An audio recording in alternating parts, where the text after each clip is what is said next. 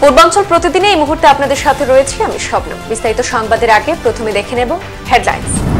বসতঘরে ভয়াবহ অগ্নিকাণ্ড, অল্পেতে প্রাণে বাঁচলেন মা এবং 3 কন্যা সন্তান। ফের এনএলএফটির 2 জঙ্গি আত্মসমর্পণ বিএসএফ এর কাছে। নেশাদ্রব্য পাচারের অভিযোগে গ্রেপ্তার হওয়া সোনার কংগ্রেস নেতার ভাই নির্দোষে মুক্তি পেলেন। এনডিপিএস একটা মামলা অবশেষে পুলিশের হাতে গ্রেপ্তার নেশা কারবারি সুব্রত চক্রবর্তী ওরফে বলাই। মাথা গোঁজার জায়গা চেয়ে সরকারের দৃষ্টি আকর্ষণ ভাড়াটিয়াদের। 10 কোটি টাকার ওয়াটার প্ল্যান্টেশন থেকে সিমেন্ট চুরির ঘটনায় কদমতলায় তীব্র চাঞ্চল্য। প্রেরণা নাট্য সংস্থা আয়োজিত বিলোনিয়া টাউন হলে 3 দিন ব্যাপী নাট্য উৎসব।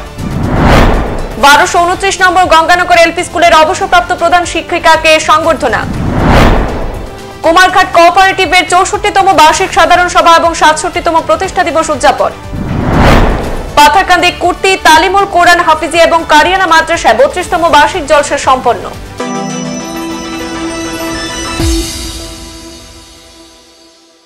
বসতঘরে ভয়াবহ অগ্নিকাণ্ড, অল্পেতে প্রাণে বাঁচলেন মা সহ 3 কন্যা সন্তান। ঘটনা উত্তর ত্রিপুরা জেলার ধর্মনগর থানাধীন আলগাপুর গ্রাম পঞ্চায়েতের 4 নম্বর ওয়ার্ডের নমিতা গোস্বামীর বাড়িতে। জানা গেছে, শুক্রবার রাত আনুমানিক 1:30 নাগাদ ধর্মনগর দমকল অফিসে একটি ফোন আসে আলগাপুর গ্রামের 4 নম্বর ওয়ার্ডে মূল রাস্তার পাশে একটি বাড়িতে আগুন লেগেছে। সাথে সাথে দমকল কর্মীরা প্রথমে একটি ইঞ্জিন নিয়ে ঘটনাস্থলে পৌঁছায়, কিন্তু আগুনের প্রকোপ অতিরিক্ত থাকায় আরেকটি ইঞ্জিন ঘটনাস্থলে যাওয়ার জন্য 2টি ইঞ্জিন এবং গ্রামবাসীদের অক্লান্ত প্রয়াসে আগুন নিয়ন্ত্রণে আসে।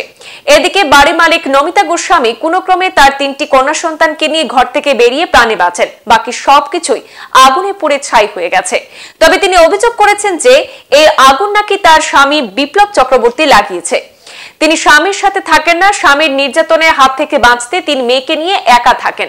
তারপরও তার স্বামী তাকে এবং তার 3 মেয়েকে আগুনে পুড়িয়ে মারার চেষ্টা করছে বলে অভিযোগ করেন তিনি। এ মর্মে ধর্মনগর থানায় স্বামীর বিরুদ্ধে লিখিত অভিযোগ করেছেন অভিযুক্ত ভুক্তভোগী স্ত্রী।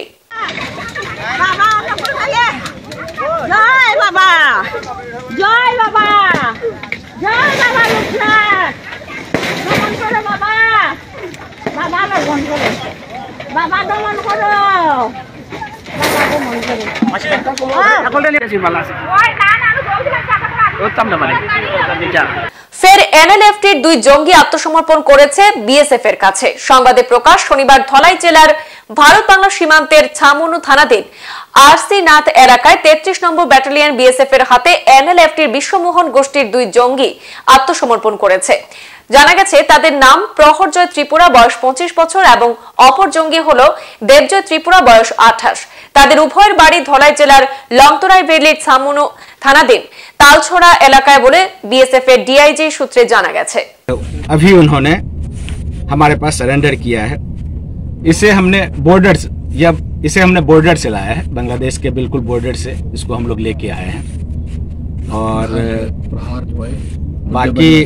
बाकी जो है नाम इनका आप जानना चाहें तो उनसे बात कर सकते हैं, आपको बता देंगे। वैसे इसका एक का नाम प्रहर जॉय त्रिपुरा है और दूसरे का नाम देवजय त्रिपुरा है। थलचेरा के ये रहने वाले हैं। सर आप एमिनेशन कुछ बरामद हुआ? हथियार नहीं था और वस्तुतः जो एनएलएफटी है वो बिल्कुल खत्म हो चुकी है। उनके पास बहुत थोड़े हथियार हैं, तो उससे किसी घबराने की कोई उससे ऐसी जरूरत है नहीं। इंसर्जेंसी अब खत्म हो चुकी है और उनकी जो गुंडागर्दी चलती थी अब वो गुंडागर्दी आप देख रहे हैं त्रिपुरा में भी खत्म है। बाकी कुछ जान बचाकर भागे हुए हैं बांग्लादेश में, वो धीरे धीरे हो जाएंगे। तो इनके पास हथियार बहुत कम है और ये दोनों जो आए हैं इनके पास कोई हथियार नहीं। ऐसे आया सर? हाँ, बिना हथियार आए। নেশাদ্রব্য পাচারের অভিযোগে গ্রেপ্তার হওয়া সোনার কংগ্রেস নেতার ভাই নির্দোষে মুক্তি পেয়েছেন। গত 7 জুলাই সন্ধ্যা রাতে ফুলেরতল এলাকা থেকে লক্ষ্মীপুর পুলিশ সোনার ইমরান হোসেন লস্কর এবং কচুদরমের লালমণি হোসেন লস্করকে প্রায় 2 কেজি সন্দেহজনক হেরোইন সহ আটক করে এবং সঙ্গে একটি ইনোভা গাড়িও বাজেয়াপ্ত করেছিল। এরপর আইনি লড়াইয়ে ইমরান এবং লালমণি এই মামলা থেকে রেহাই পেয়েছে। ফরেনসিক ল্যাবে পরীক্ষায় সন্দেহজনক নেশাদ্রব্যগুলি প্রমাণিত না হয় লক্ষ্মীপুর পুলিশ তাদের দুজনকে এই সংক্রান্ত মামলা থেকে মুক্তি দিয়েছে। এ নিয়ে শনিবার বিকেলে এক সাংবাদিক সম্মেলন ডেকে নির্দোষে মুক্তি পাওয়ার তথ্য তুলে ধরলেন ইমরান। এতে উপস্থিত ইমরানের ভাই তথা কংগ্রেস নেতা ইজাজ হোসেন লস্কর জানিয়েছেন, পরিকল্পিতভাবে তার পরিবারকে বদনাম করার জন্য তাকে ফাঁসানো হয়েছে। রাজনৈতিকভাবে তাদের কুণ্ঠাসা করার জন্য প্রতিপক্ষরা এই চক্রান্ত করেছেন, কিন্তু তাদের পরিবার এবং তাদের ভাই সৎ থাকায় আইনি তদন্তে উচিত বিচার পেয়েছেন। আর যারা এইসব চক্রান্তে লিপ্ত ছিলেন তাদের তিনি ধিক্কার জানান। সেই সাসপেক্টেড ড্রাগসগুলো যখন ফরেনসিক ল্যাবে পাঠানো হয়েছে, ফরেনসিক ল্যাবে টেস্ট করার পরে ফরেনসিক ল্যাব থেকে এখানে একটা রিপোর্ট আইছে। এখানে আপনারা দেখতে পারবা, এখানে লেখা আছে confidential result of examination, no narcotic and psychotropic substances were detected. It means এটার অর্থ হইল নেশা জাতীয় কোনো সামগ্রীর কোনো অংশ সেই জিনিসগুলা যেগুলা সিজ করা হয়েছে সেগুলোর মধ্যে পাওয়া গেছে না। সুতরাং এই জিনিসটি এটার থেকে প্রমাণ হয় যে আমার ভাই ইমরান হোসেন লস্কর কোন ধরনের ড্রাগসের ব্যবসা বা নেশা জাতীয় কোন ধরনের ব্যবসার সাথে জড়িত নাই। তাহাকে কোনো বা কারণে সোশ্যাল মিডিয়া তখন ভাইরাল হয়েছে ইজাজ হোসেন লস্করের ভাই, কংগ্রেস নেতা, আমার বাবার নাম ফজলুল হক লস্করের ছেলে, এইভাবে হইয়া অপপ্রচার দেওয়া হয়েছে। অপপ্রচার দিছে কে? জনৈক বিজেপির এক বড় নেতার কিছু চেলাচামুন্ডারা, তারা খুব ভাইরাল করছে সোশ্যাল মিডিয়ার মাধ্যমে। আমি তারা আহ্বান করি, আজকে ফরেন্সিক ল্যাবের রিপোর্ট আইছে, এই ফরেন্সিক ল্যাবের রিপোর্টে দেখা গেছে যে এটা নেগেটিভ। তারপরে পুলিশে যেটা রিপোর্ট দিছে, সেই ফরেন্সিক ল্যাবের রিপোর্টের উপরে ভিত্তি করে পুলিশে কইছে, under the above facts and circumstances, I beg to return the case in FR, মানে final report, as insufficient evidence under section 21C, 25, 29 NDPS Act against the said arrested accused persons Imran Hussain Lashkar and Lalmoni Hussain Lashkar, so they may kindly be released from the liability of the case. NDPS অ্যাক্টে মামলায় অবশেষে বিলুনিয়া থানার police 3 মাসের মাথায় গ্রেপ্তার করতে সক্ষম হলো সুব্রত চক্রবর্তী ওরফে বলাই নামে এক নেশা কারবারিকে। গোপন সংবাদের ভিত্তিতে বড়পাথরে মাস্টারপাড়া নেশা কারবারি সুব্রত নিজ বাড়ি থেকে তাকে গ্রেপ্তার করা হয়। এরপর তাকে নিয়ে যাওয়া হয় বিলুনিয়া থানাতে। পুলিশ শনিবার অভিযুক্ত নেশা কারবারি সুব্রতকে বিলুনিয়া আদালতে সোপর্দ করে। গত অক্টোবর মাসে গাঁজা সহ গ্রেপ্তার হওয়া গাড়ির চালক সুমন বিশ্বাস পুলিশ রিমান্ডে থাকাকালীন অবস্থায় জিজ্ঞাসাবাদের পর পুলিশ জানতে পারে গাঁজা কারবারি সুব্রত চক্রবর্তী ওরফে বলাইয়ের কথা। 2 মাস অতিক্রান্ত হওয়ার পর অবশেষে পুলিশ জালে তুলতে পারল কুখ্যাত নেশা কারবারি সুব্রতকে। Yesterday we got one information that one in connection with the PS case number 2023-071 in PS case, we got one information that one accused is now presently in his house at Masterpara. Accordingly, after receiving this information, I shared with SDPO Bilonia, then ICPS, then accordingly we move. After receiving this information, we move, and after reaching at Masterpara, Borpathore, we cordoned the house, and after the census, we arrested the co-associate named Subroto Chakraborty. Alias name is Bolai, son of Topon Chakraborty. What is the claim against him? Claim against him is his associate of with NDPS case, Bilonia PS case number 071. দীর্ঘ 3-4 বছর ধরে অন্যের বাড়িতে ভাড়াটিয়া হিসেবে থাকার ফলে সরকারি সুযোগ সুবিধা থেকে বঞ্চিত করিমগঞ্জের একাংশ অসহায় ভাড়াটিয়ারা। সরকারের সব ধরনের সুযোগ সুবিধা থেকে বঞ্চিত হওয়ার ফলে পরিবার পরিজনদের নিয়ে নিজেদের সংসার চালাতে হিমশিম খেতে হচ্ছে এই অসহায় মানুষদের। তাই শেষ পর্যন্ত জীবনের শেষ প্রান্তে দাঁড়িয়ে আজ এক বৃদ্ধা এবং পুরুষ মহিলারা একসুরে রাজ্যের মুখ্যমন্ত্রী ডক্টর হিমন্ত বিশ্ব শর্মার দৃষ্টি আকর্ষণ করে তারা বলেন, অনেক দুঃখ কষ্টে ভাড়াটিয়া হিসাবে জীবনের প্রায় কয়েক দশক অতিক্রান্ত করে ফেলেছেন। এবার জীবনে বেঁচে থাকা বাকি দিনগুলো কিছুটা সুখ শান্তিতে যেভাবে কাটাতে পারেন তার জন্য সরকারের পক্ষ থেকে মাথা গোঁজার ঠাঁই করে দিতে মুখ্যমন্ত্রী হিমন্ত বিশ্ব শর্মার দৃষ্টি আকর্ষণ করেছেন তারা। তারাকে লইয়া আমি 40 বছর ধরে খাটতাছি, গরিব দুঃখী নিয়ে আমার চলাফেরা। আমি বিজেপির প্রেসিডেন্ট, খাটতাছি। তারা ভূমিহীন, তারা কোনো কিচ্ছু পাইতেছে না। আমার কাছে জ্বালা যন্ত্রণা করে আইয়া ও মাসে কিছু পাই না। তা আমি মিটিংটা ডাকানের কথা কইছি, তো তারারে ভূমির জায়গা দেওয়া হোক বা কোনো কিছু একটা ফেসিলিটি দেওয়া হোক, এইটাই আমার অনুরোধ। আর তারা সব ভাড়াটি থাকে রুজি কামলা, তারা জীবনে কিচ্ছুই নাই। এতটুকু গত 40 বছর থেকে এখানে বসবাস করিতেছি এবং আমরা কাজকর্ম করে আমাদের জীবিকা নির্বাহ করিতেছি। আমাদের ভূমিহীন বলে অনেকবার সরকারের কাছে দাবি আবেদন করেছি, তা আমরা কোনো কিছু পাই নাই। এবারও আমরা ভূমিহীন বলিয়া আবেদন করিতেছি এবং আমাদের ওই হিমন্ত বিশ্ব শর্মা এবং মোদী সরকারের কাছে আমরা আবেদন করিতেছি আমাদের এই আবেদনগুলো যেন মঞ্জুর করেন। আমরা মোটামুটি 40 বছর থেকে বুড়োর দেই বাড়াটি তাকে কোনো কিছু ফ্যাসিলিটি পাই না। হেমন্ত বিশ্ব শর্মার কাছে আমরা অনুরোধ, আমরা একটু খেয়াল করতা টাউন এরিয়া বা আমরা যারা কাজকর্ম করিয়া খাইতাম পারি, ওইটাও আমরা একটা অনুরোধ আমরা রাখি বা আমরা মোদী সরকারের কাছে আবেদন। 10 কোটি টাকার ওয়াটার প্ল্যান্টেশনে কাজের সিমেন্ট চুরি করে অবশেষে রক্ষা হলো না। এই চুরিকাণ্ডে শাসক এবং বিরোধী দলের নেতারা জড়িত বলে অভিযোগ করেন গ্রামবাসীরা। ঘটনা কদমতলা ব্লকের অধীন সরলা গ্রামে। জানা গেছে, সরলা গ্রামের 3 নম্বর ওয়ার্ডে দীর্ঘদিনে পানীয় জলের সমস্যা সমাধান করতে উত্তর জেলার ডিডব্লিউএস দপ্তর দ্বারা 10 কোটি টাকা ব্যয়ে ওয়াটার প্ল্যান্টেশনের কাজ শুরু হয়। ট্যাঙ্ক নির্মাণের জন্য বর্তমানে গর্তের কাজ চলছে। ইতিমধ্যে সিমেন্ট, বালি, ইট, পাথর সহ বিভিন্ন নির্মাণ সামগ্রী সেখানে মজুত করা হয়েছে। আর এরই মধ্যে গত 25 ডিসেম্বর রাতে স্থানীয় এলাকার বিপুল নাথ নামে এক ব্যক্তি বলপূর্বক সেখান থেকে 16 বস্তা সরকারি সিমেন্ট গাড়িতে করে তুলে নিয়ে যায় বলে অভিযোগ। তখন অবশ্য ওই রুমে থাকা শ্রমিক এবং পাহারাদার সকলে মিলে তাকে বাধা দিলে সে তাদের প্রাণনাশের হুমকি দিতে থাকে।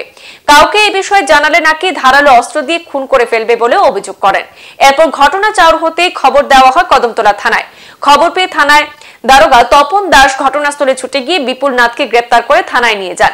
পরবর্তী সময় শাসক দলীয় পঞ্চায়েত সমিতির সদস্য বিশ্বজিৎ দেব এবং সিপিআইএম নেতা নীরেন্দ্রনাথ মিলে ধৃত সিমেন্ট চোরকে থানা থেকে নাকি ছাড়িয়ে নিয়েছেন। এমনকি দারোগা তপন দাসের বিরুদ্ধে উঠেছে অভিযোগ এবং গ্রামবাসীরা বলেন যে তিনিও নাকি মোটা অঙ্কের বিনিময়ে চোরকে ছেড়ে দিয়েছেন। পরে এই চুরিকাণ্ডটি ধামাচাপা দিতে এলাকার প্রিয়াশিস মালাকার, স্বপন নাথ এবং ধীরেন্দ্রনাথ নামে 3 যুবককে ফাঁসিয়ে দেন ওই যুব নেতা, এমনই অভিযোগ গ্রামবাসীদের।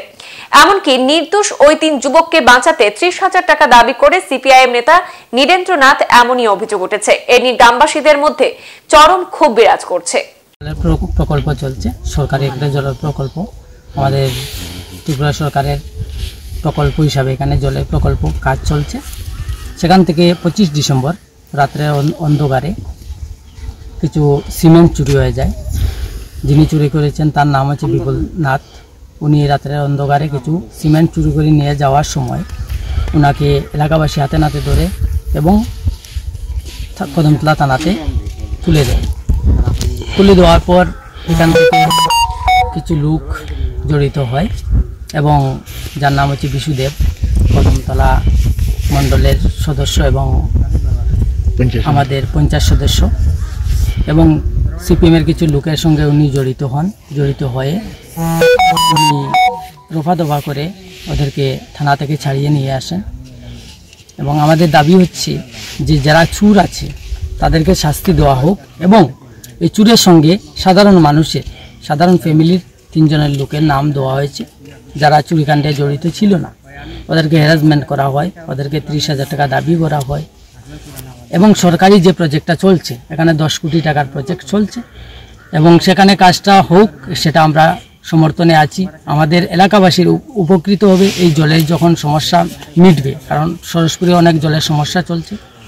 সমস্যার কারণে সেই প্রজেক্টটা কিন্তু চলছে এবং সমস্যা নিবারণের জন্য প্রজেক্টটা হোক এবং জলের সমস্যা নিবারণ হোক। সেই জিনিসটা হচ্ছে যেটা চুরি হচ্ছে, চুরির সঙ্গে অনেক জড়িত মানুষ আছে যাদেরকে কোনো তল্লাশি করা হয়নি, থানা নিয়ে যাওয়া হচ্ছে কিন্তু থানা থেকে ছেড়ে দেওয়া হচ্ছে। নাটক হলেও মনের ভাষাকে অভিনয়ের মধ্যে দিয়ে মঞ্চস্থ করে সকলের মাঝে তুলে ধরা। বর্তমান সময়ে পুরনো সংস্কৃতিকে বাঁচিয়ে রাখতে নাট্যপ্রেমী ব্যক্তিত্বরা নাট্য উৎসবের মধ্য দিয়ে এই ধরনের উদ্যোগ নেওয়ার প্রেরণার সংস্থাকে সাধুবাদ জানান আলোচনা রাখতে গিয়ে উপস্থিত অতিথিরা। বেরোনিয়া পুরাতন টাউন হল মঞ্চে প্রেরণা নাট্য সংস্থার উদ্যোগে শুরু হয় 3 দিন ব্যাপী 8ম বর্ষ ঝুমা স্মৃতি উত্তর পূর্বাঞ্চলীয় নাট্য উৎসব। প্রদীপ প্রজ্বলন করে অনুষ্ঠানের সূচনা করেন প্রবীণ নাট্য ব্যক্তিত্ব প্রদীপ দাস। দক্ষিণ জেলা তথ্য সংস্কৃতি দপ্তরের সহযোগিতায় 3 দিন ব্যাপী নাট্য উৎসবে ত্রিপুরার বাইরের থেকে অর্থাৎ শিলচর থেকে নাট্যদল অংশগ্রহণ করবে বলে জানান সংস্থার পক্ষ থেকে। এই নাট্য উৎসব সকলের উপস্থিতি এবং সহযোগিতা কামনা করেছেন প্রেরণা নাট্য সংস্থার পক্ষ থেকে। যত বেশি তথ্য প্রযুক্তির উন্নতি আজকে হচ্ছে, তত বেশি আমরা একেবারে সমাজের যেন সংকীর্ণ হয়ে যাচ্ছি। আমরা গোটা দুনিয়ার কথা ভাবছি, কিন্তু আমার পাশে আমার সামাজিকতা সেগুলি বাদ দিয়ে আমরা যেন আমাদের যে উন্নত প্রযুক্তি সেটাকে হাতিয়ার করে আমরা বুঝতে চাইছি। তাই আজকে নাটক করার জন্য অনুরোধ রয়েছে। আজকে যারা এখানে এই নাটকের করার জন্য উৎসাহিত, ওনাদের মধ্যে এখনো সূত্র রয়েছে যে ওনারা অভিনয় করবে, ওনারা নাটক মঞ্চস্থ করবে।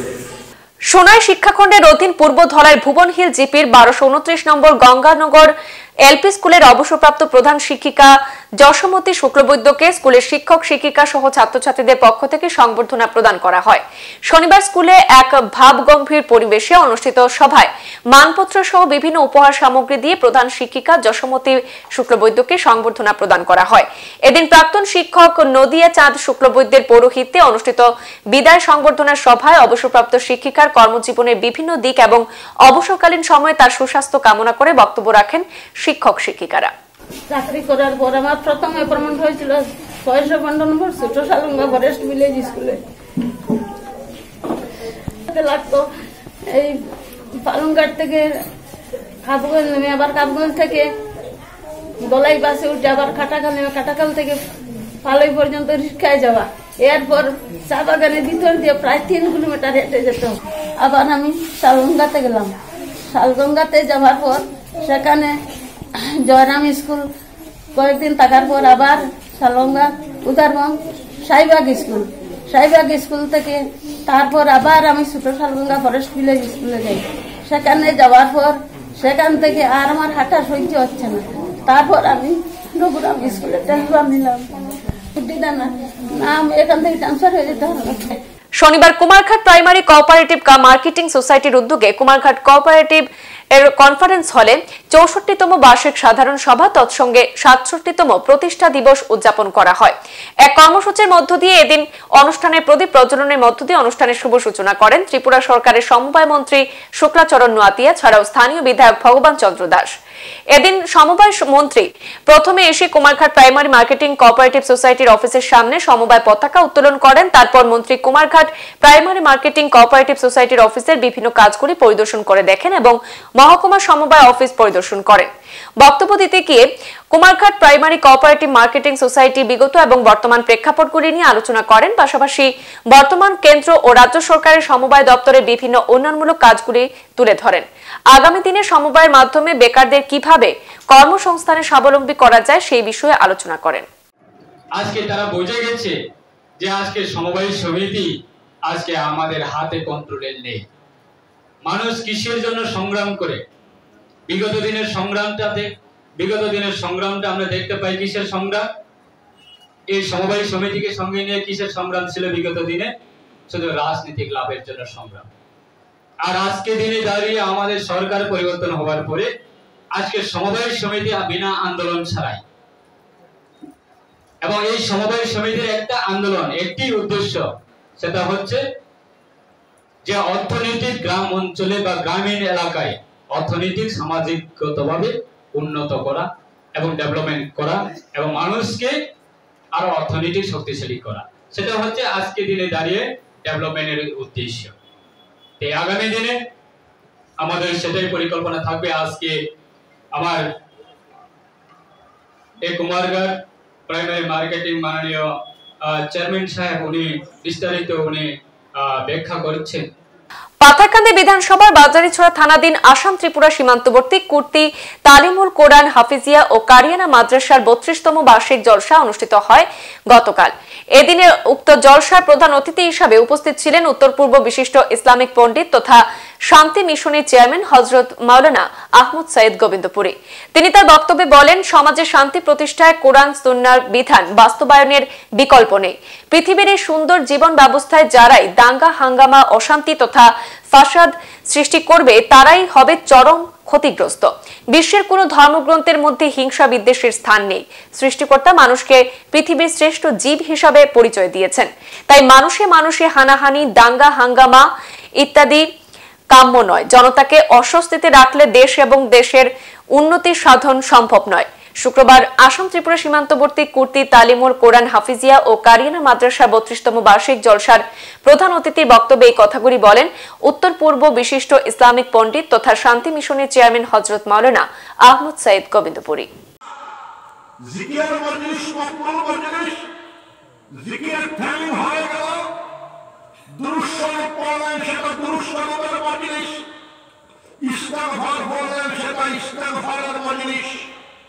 তসবিহাত পড়লেন সেটা তসবিহাতের মজলিস, আর কুরআন শরীফের আয়াত পড়া হলো আল কোরআনুল আযীমের আয়াতের মজলিস, অর্থাৎ কুরআন শরীফের মজলিস হয়ে গেল, সেটাও মতবুল মজলিস। জোরে বলেন সুবহান। আর আমরা ওয়াজ শুনব, আমার এখন ওয়াজ করা মজিদ নাই, 2264 চলে। ওয়াজ করতে করতে করতে করতে কৃষিতে খান হয়ে গেছে। জীবন কুমার জিন মুফাসসির এবং তাকরীর করেছেন, আমি মুখতাসর বলার চেষ্টা করব। ওয়াজ শুনলে সব হয়। সংবাদ এই পর্যন্তই, ফিরছি পরবর্তী অন্যান্য আপডেট নিয়ে। ধন্যবাদ।